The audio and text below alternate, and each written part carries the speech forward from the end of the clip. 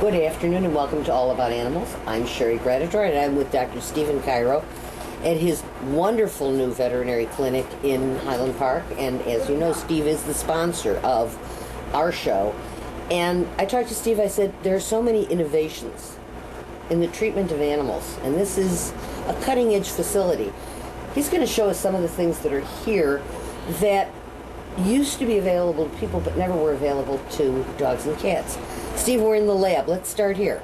Well, first of all, thank you, Sherry. It's a pleasure and an honor to be able to support this program every year, and we look forward to keeping it going every year.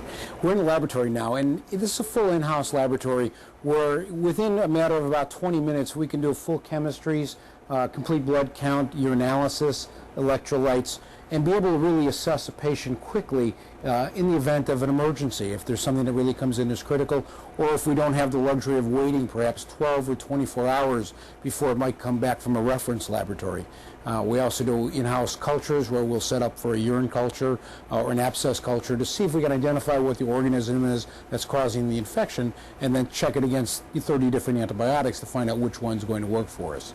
Amazing. And then we were looking over here. You said you have an ISO area. Right. This is isolation. Any animal that comes in with what we think is an infectious disease where we don't want to expose any of the other hospitalized animals to it will get isolated in this ward. It's a negative pressure room. It's got a constant vacuum associated with it so that nothing gets out of the room. It always gets sucked out of the vacuum and out of the building. It's got a separate run, and it also has a separate isolated run area outdoors that's fenced off separately so that none of the other animals can get into that area and expose themselves to perhaps something potentially contagious. So ISO all the way, which is absolutely amazing. Yes. This is microbiology and cytology. We look at blood samples, we look at urine samples, we would look at slides from the skin or an aspirate of a mass that we were trying to investigate whether or not it was anything that we needed to be concerned about relative to malignancy or benign. So we would be looking at slides. We'd probably look at perhaps anywhere between 40 and 50 or 60 slides a day. Okay, we are going to move into the surgeries and talk a little bit about how they're equipped. Okay. This is our intensive care and recovery ward.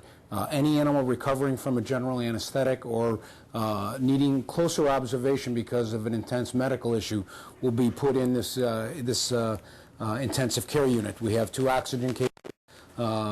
We have fluid pumps, everything that needs to be done. We also have central oxygen cages, Steve. What's an oxygen cage? An oxygen cage, if you look here, these are plexiglass panels that allow for us to put oxygen directly into the cage without having to put a mask on the patient or put tubes up its nose, so that it can rest more comfortably and yet still be in an oxygen-rich environment. Animals that are anemic, animals that have lost blood, we worry about them being able to get oxygen to all their vital organs. So it's important that we not stress this animal during the provision of that oxygen. And I noticed we said there are sliding glass doors here that close, glass so that you can observe. Glass so that we can observe, and also so that these animals, because most of them are ill, we can close it off and make sure that we can observe them, and yet they're not hearing anything. They're not being stressed by sounds that they might hear out here in the treatment area.